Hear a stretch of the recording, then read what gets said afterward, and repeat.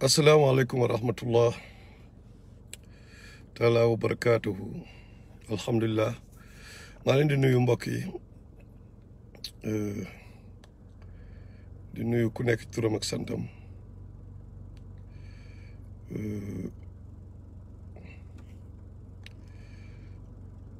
tey live tey bi tey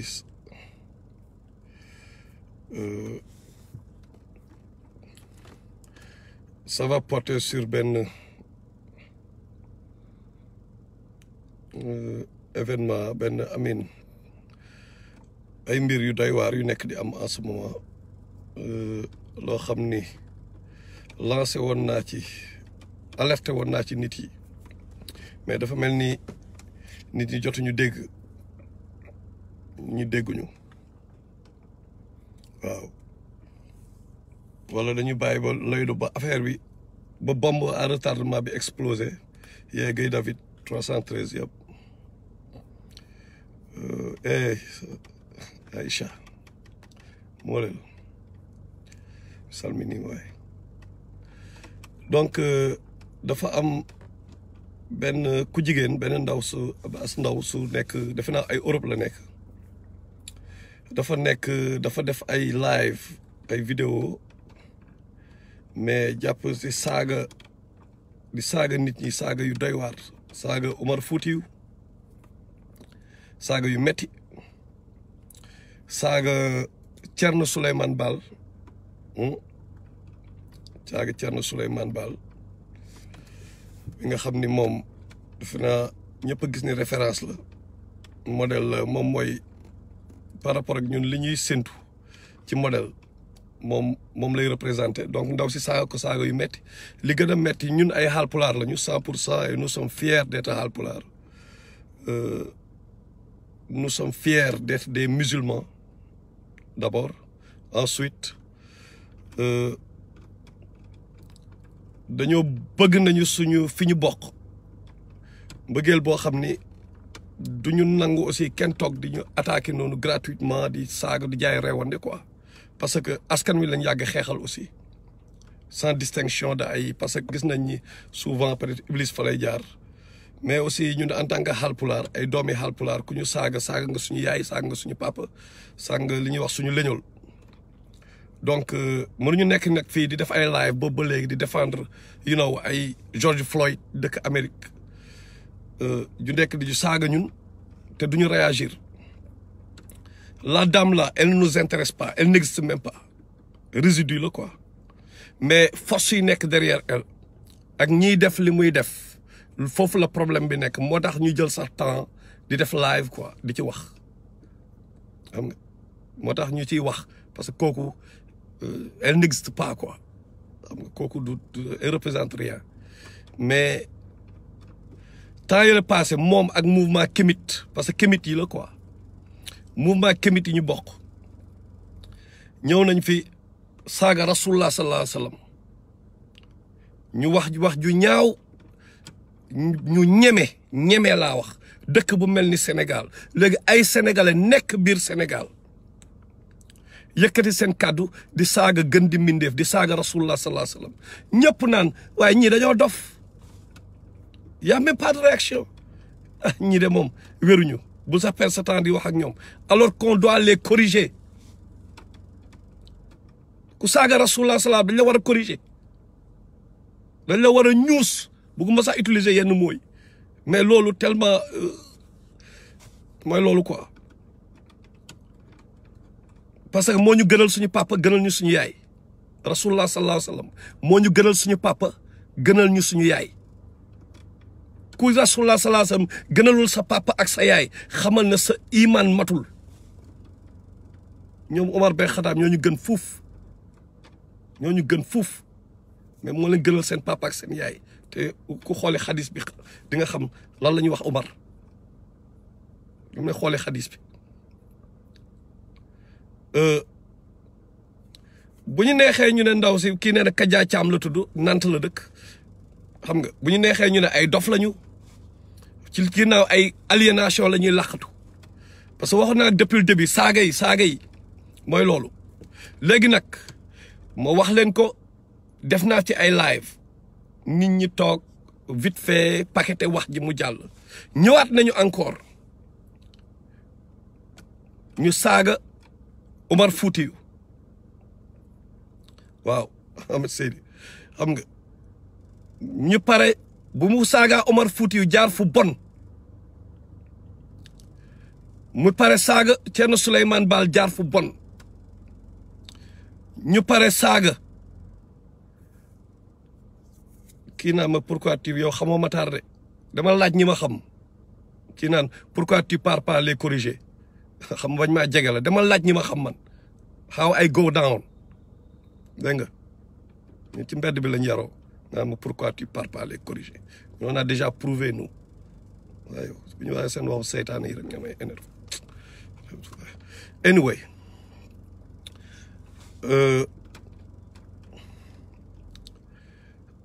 saaga nañ fi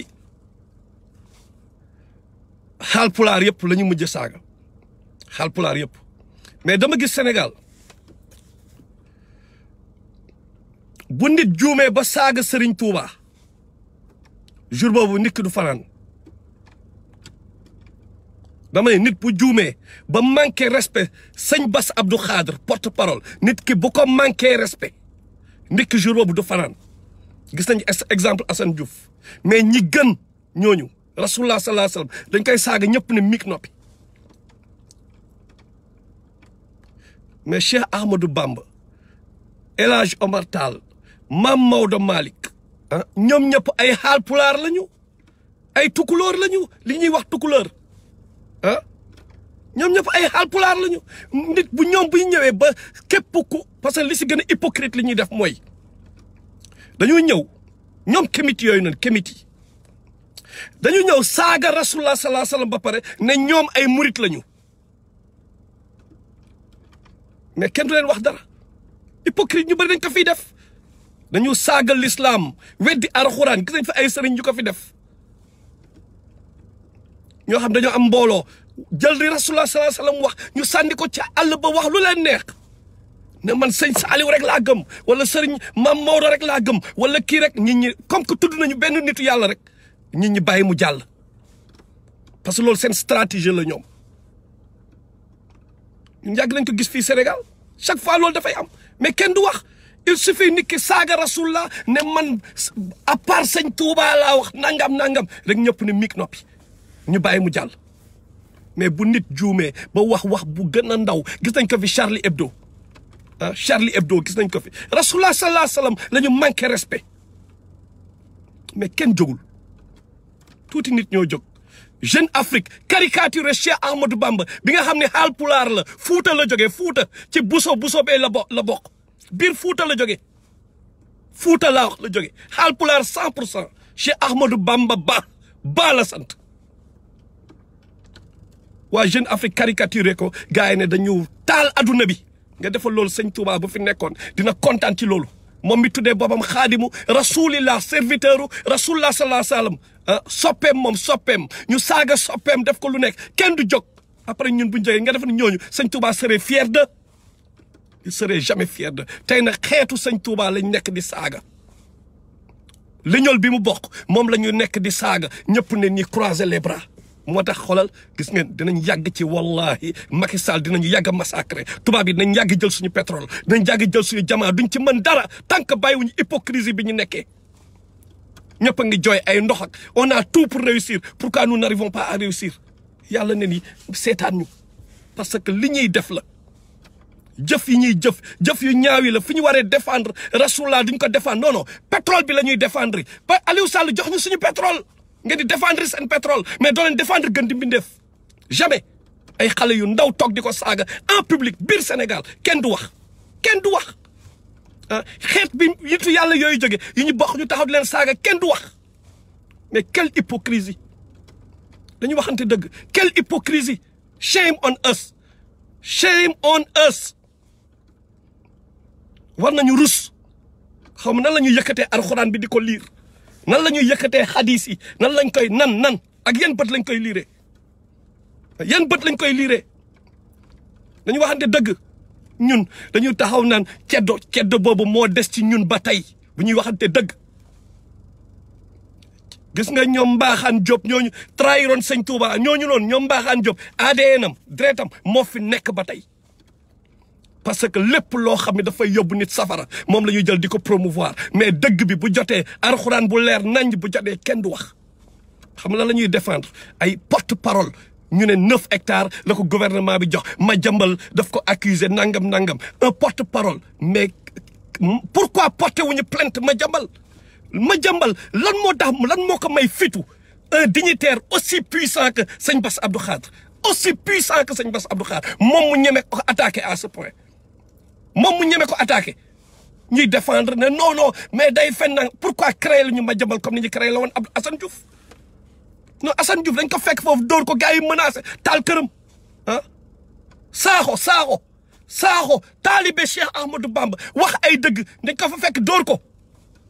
mais bu nekkee ñeneen non on va croiser les bras dañu noppi léegi nag bu ñu attaqué yonent bi wala ñu attaqué Omar Fouti wala ñu attaqué ñëpp nopp bu ñu attaqué porte-parole ah ci loo xam ne leerul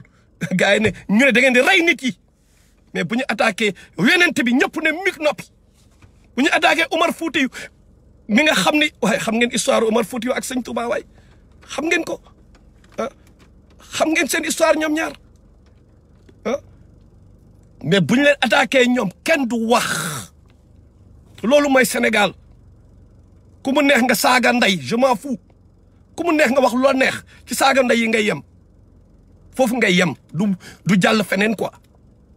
mais loolu mooy dëgg ji biir Sénégal moo tax ñuy dund musiba yi ñuy dund suñu problème du Macky Sall suñu problème c'est l'impérialisme occidental les forces invisibles yu nekk ci ginnaaw Macky Sall ñooy problème bi lu ñu am ñu nangu ko nangu nañ suñu suuf nangu nañ suñu lépp pourquoi yàlla toog seetaan ñu wa ma asabaka min xasanatin fa min Allah wa ma asaba min sayyi'atin fa min nafsika tout mal qui t'atteint vient de toi-même tout bien qui t'atteint vient d'Allah mais tout mal qui t'atteint vient de toi-même ça vient de nous waaw parce que bu ñu fi taxaw ku nekk na laaj boppam rek ku nekk tey jii ñii di taxaw naan man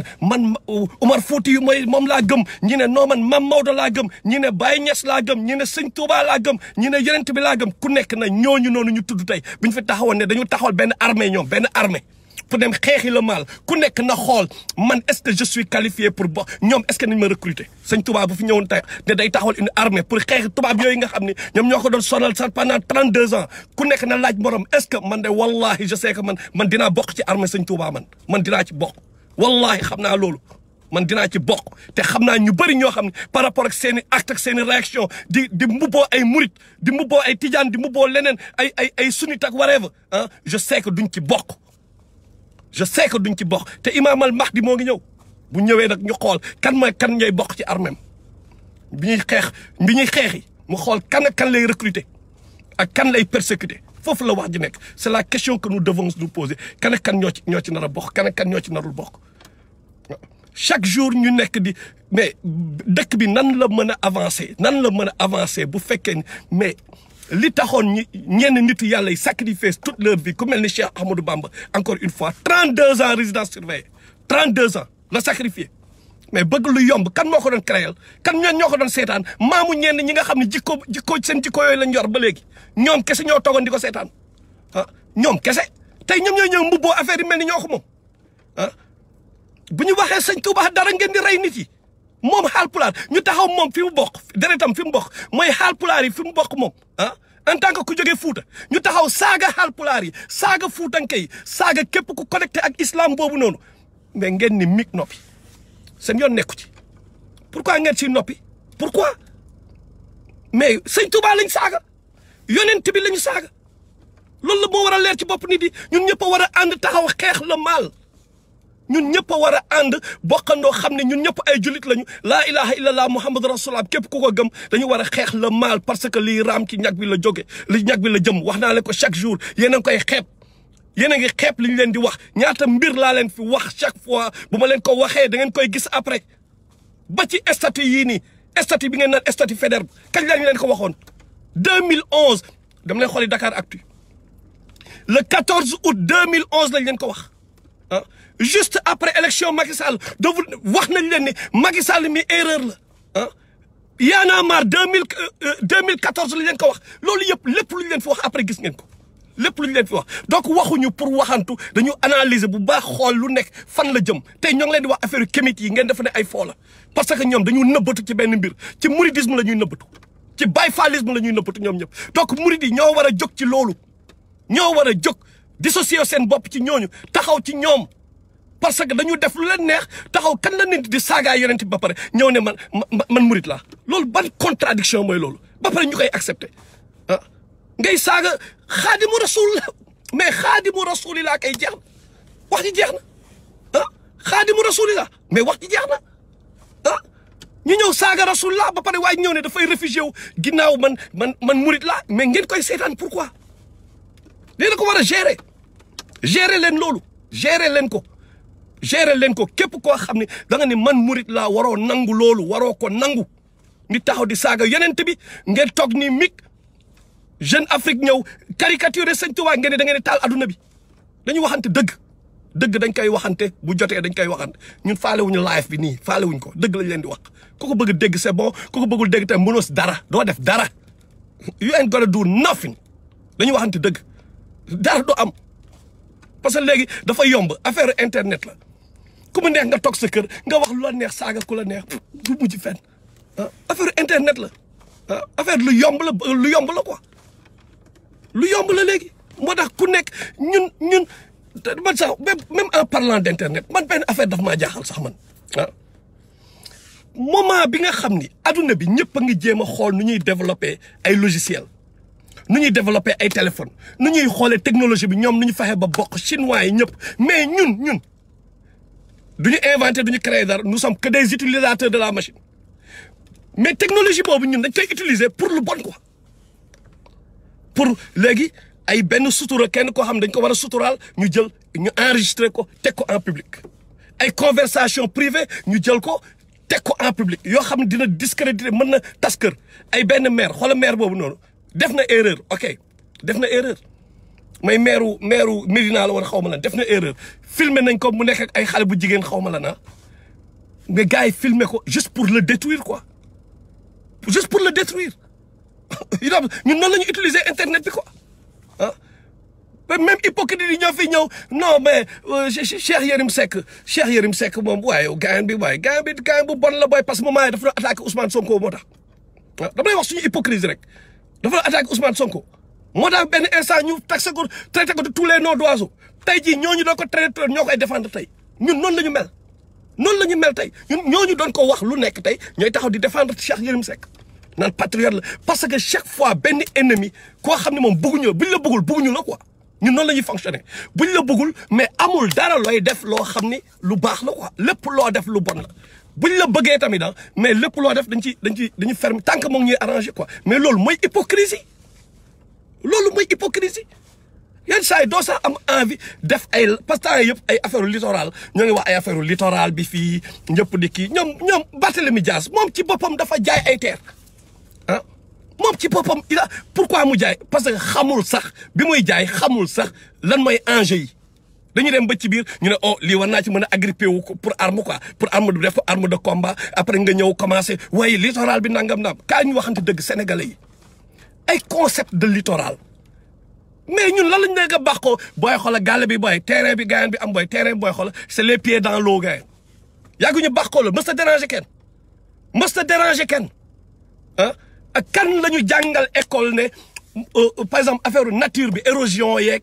da ngay këru leçon bi après tu vois ay le relief yooyu mais da ngay mémoriser leçon yi sa nekku ci xamoo foo koy appliquer parce que loolu mooy système éducatif bi c'est un système éducatif pourri que les gens ne nous parlent pas de littoral parce que bokkul ci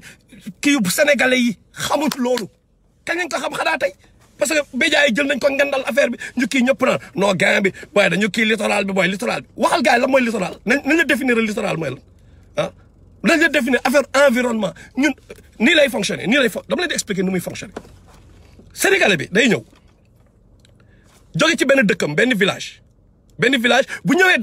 bu ñëwee Dakar moom Dakar bokkul ci life am quoi bokkul ci environnement am quoi moom mooy jaay ci mbedd bi mooy saw ci mbedd bi moom mooy def lu ko neex ci mbedd bi parce que Dakar la bu paree son village natal bi nga xam ne moom foofu la jóge en tant que victime de l'exode rural moom bu fa delloo mais foofu daf koy keep clean du fa def yooyu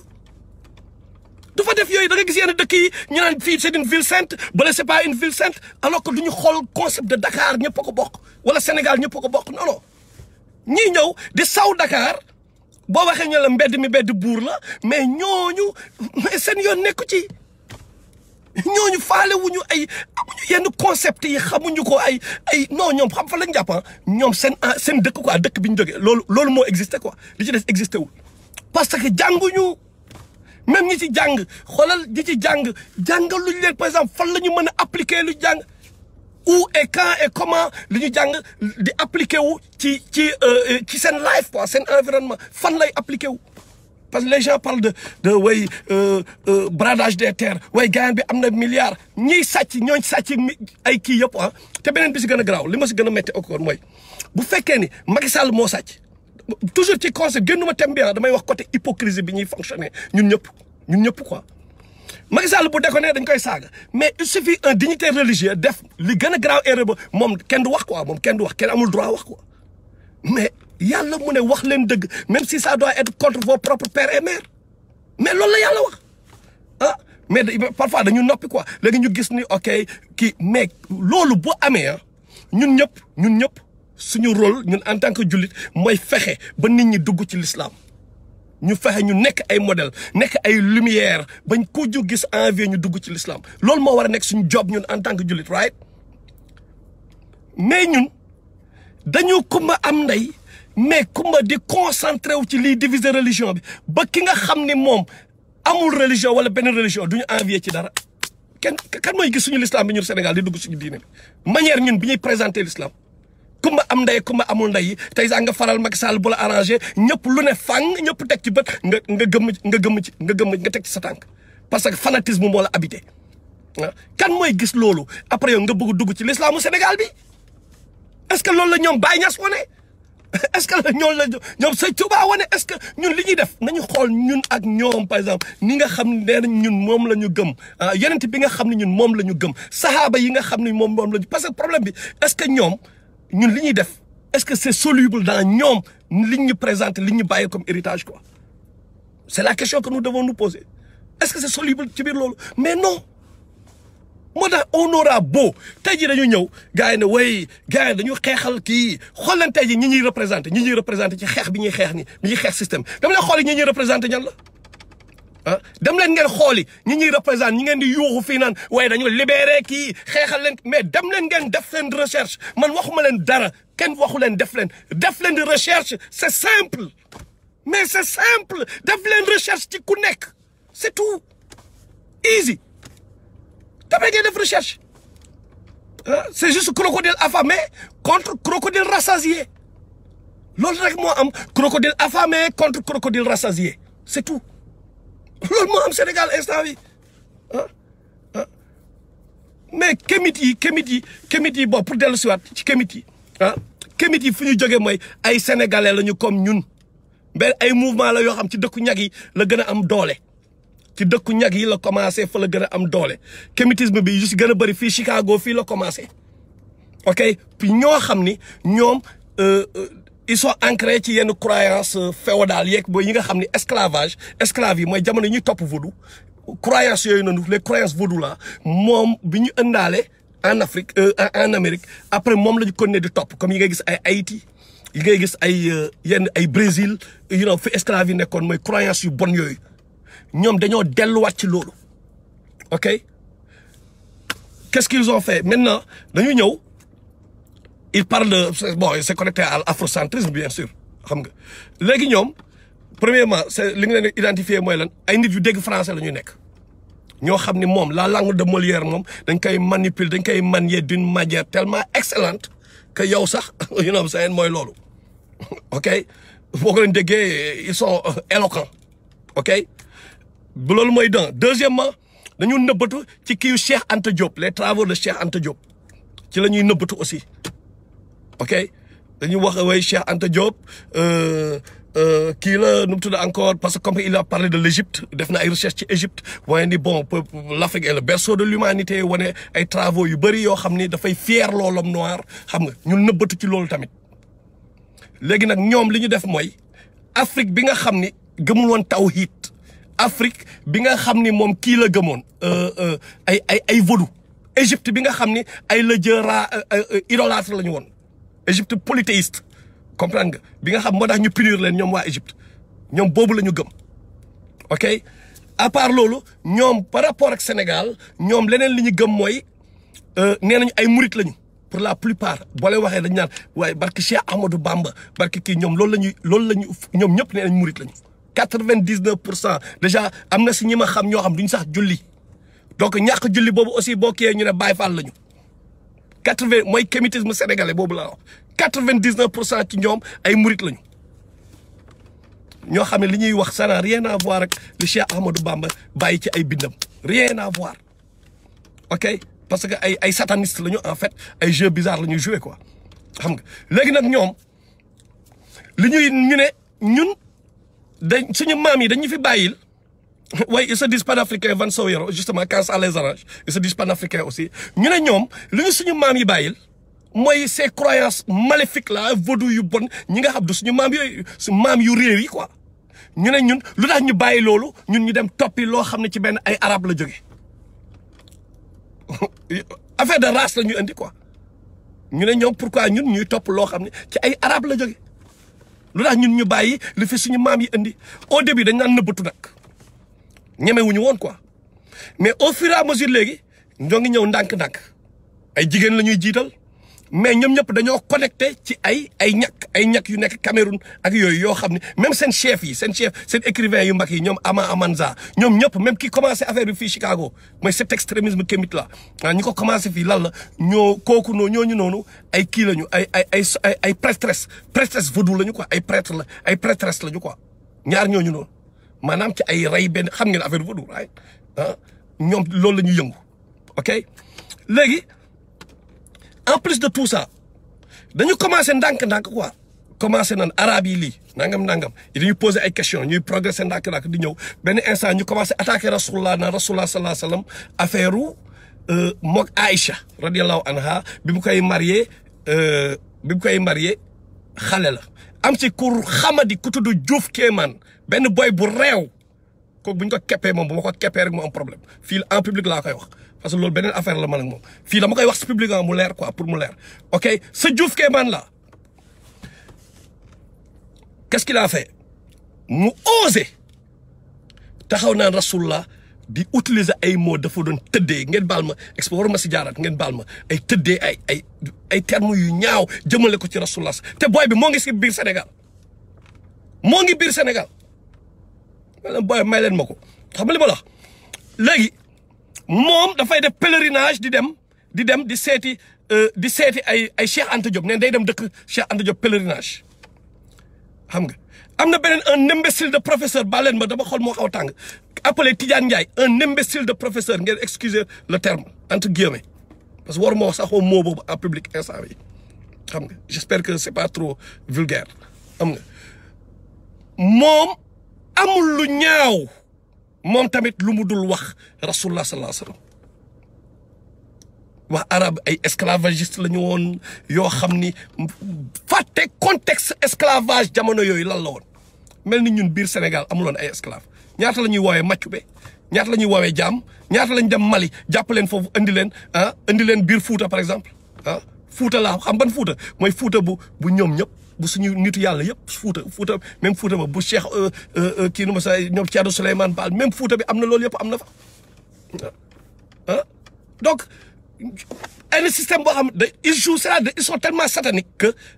dañoo mën a wax nag dañu kii sa maay ba pare li si gën a graaw mooy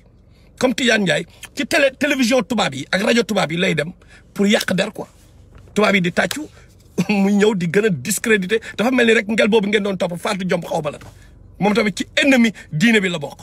comment parce que dafay ñëw organiser ay FNAC mu organiser fa ay luy bouleverser diine bi quoi organiser bi gars yi naan non Fatou Diom guerrière la man la kii satan bu mag la moytu leen gel bi ñu bëri bëgg ñoo comprendre parce que gis satan yi noonu di xamee il parle souvent d'égalité mu ñëw di praise ay Montesquieu lay praise comprendre nga mais day organiser ay FNAC ay événement yoo xam ne contre yenn kii islam yi quoi ay polygamie lu alxuraan wax mu te kii ko nu ko c'est-à-dire affaire satanisme quoi déjà ñooñu la ngeen di njëkk a comprendre mooy gis nga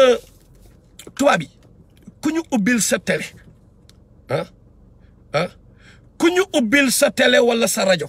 seen astafurlah seen télé wala seen rajo seen plateau yooyu am na ci sa programme loo xam ne ñoom daf leen arrangé mais les vrais